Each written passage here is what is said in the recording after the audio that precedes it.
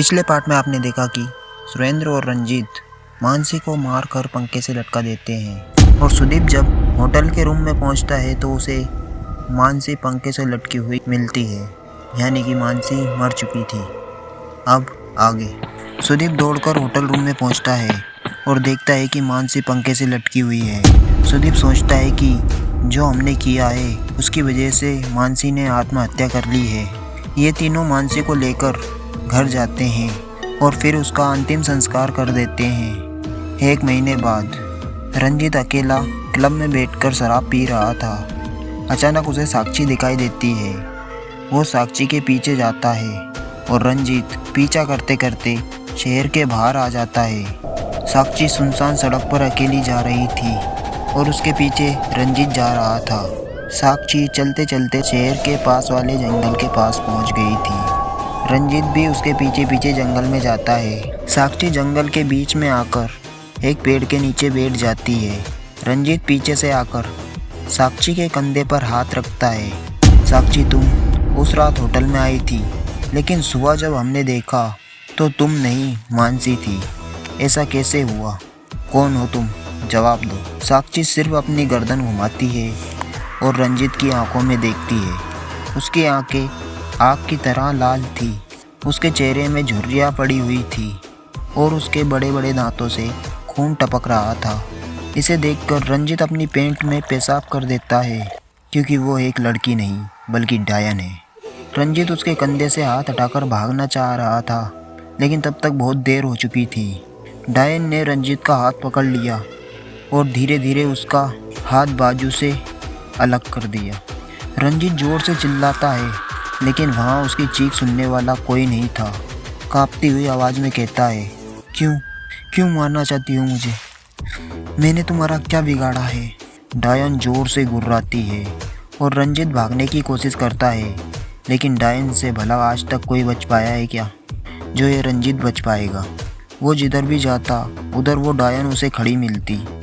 रंजीत बहुत भागने की कोशिश करता है, लेकिन आज उसे बचने का कोई रास्ता नज़र नहीं आ रहा था। वो डायन बड़े बड़े नुकीले हाथों से रंजीत की गर्दन पकड़ लेती है और उसके धड़ से सिर अलग कर देती है। अगली सुबह जब सुदीप की आंख खुलती है और वो वॉशरूम में जाता है, वॉशरूम में जाकर अपना मुंह धोकर जैसे ही वो आईने में देखता है, सुदीप की आंखें फटी की फटी रह जाती है। वो देखता है कि ठीक उसके पीछे टेबल पर रंजीत का कटा हुआ सिर रखा हुआ है।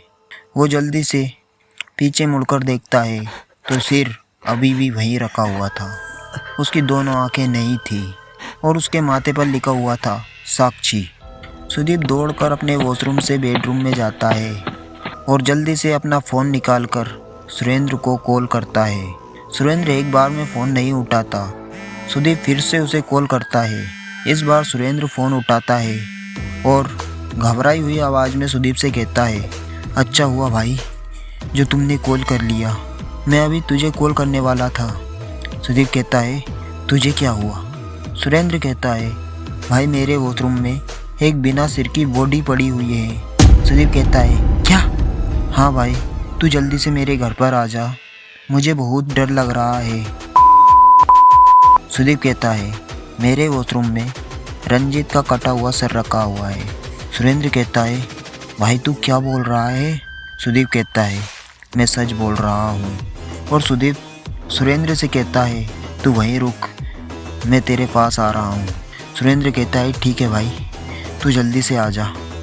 सुदीप फ़ोन काट देता है और अपने वॉशरूम में जाकर एक ब्लैक पन्नी में या पॉलीथीन में रंजीत का कटा हुआ सिर डालता है और अपनी गाड़ी में बैठकर सुरेंद्र के घर के लिए निकल जाता है।